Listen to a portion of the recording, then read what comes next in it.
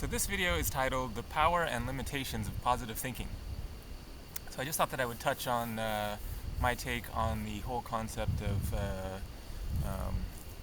positive affirmation. I'm certainly all for it. It's a lot better than negative affirmation.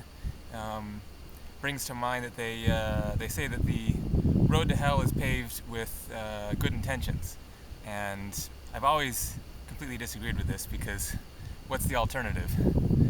Bad intentions?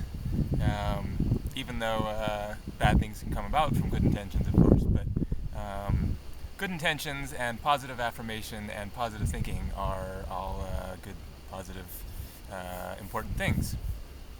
But there are limitations to it.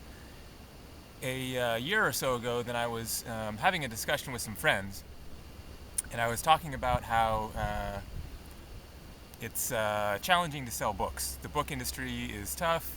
It isn't easy. You don't just put your name out there and on a book and it jumps off the shelves at people. And they were saying, "Well, you're approaching it wrong because you're saying that it's tough and that it's challenging, and therefore it's going to be tough and challenging. You have to say it's easy, and then it becomes easy." And I disagreed with this, and we got in a little bit of a discussion about it. But I didn't really, I wasn't really in the mood to get into a whole big spiritual argument / discussion at the time. So I never quite exactly got to my point. So the reason that I'm not all pro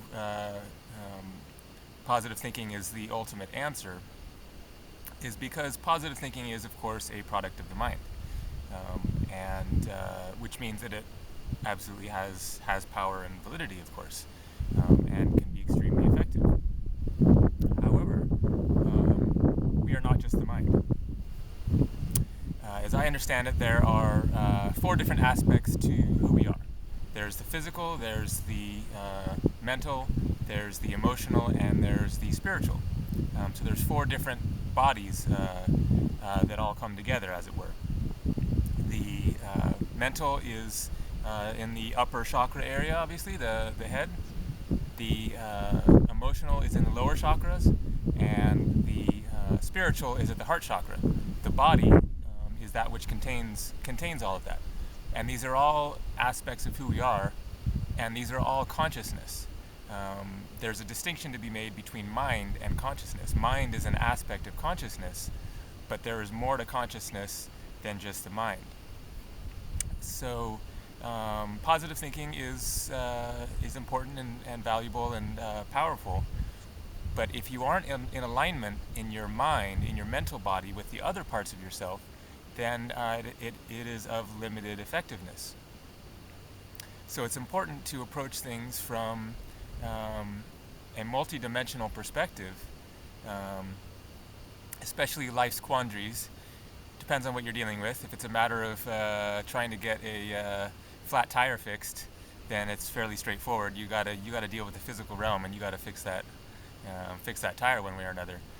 No amount of positive thinking or emotional release or whatever is going to fix that tire. You got to deal with the physical realm. So it depends on the circumstance that you're dealing with. But when it comes to, how to generally move your life forward and how to tackle the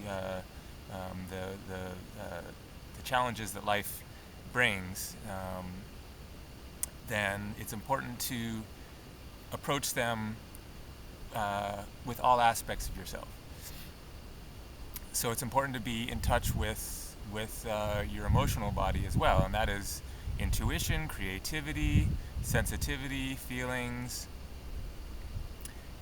and then you have to be in touch with the physical realm. When it comes to selling books, for example, you have to have some knowledge of the three-dimensional material physical world of publishing in order to be effective in selling books. No amount of positive affirmation or emotional release is going to make those books jump off the shelves. You have to have practical knowledge and information of how that system works. In addition, approaching it with a positive frame of mind and following your intuition and your creativity and following your heart are all very important as well. If you simply know the system, but your heart isn't in it, you're not approaching it from a creative standpoint, you can know how it all works, but then you don't have a book that has any meat in it that anyone's going to be interested in. So there are different aspects to approaching life's problems. Positive thinking is a hell of a lot better than negative thinking, and it is very powerful. The mind is extremely powerful. I would not say that it is infinitely powerful, because it is only part of who we are. In order to be in our full power, then we really need to be in touch with all aspects of ourselves. And so it's important to not overdo the mental, which is the more masculine, and this is a general tendency of humans, is to get lost in the realms of the mind and create all kinds of amazing contraptions, space shuttle, cars, TVs, etc., but then be out of touch with the spiritual part of ourselves, out of touch with the emotional part of ourselves, manipulating the physical world in an imbalanced way. This world of ours is, to a great extent, a result of imbalanced male, masculine, upper chakra mind energy.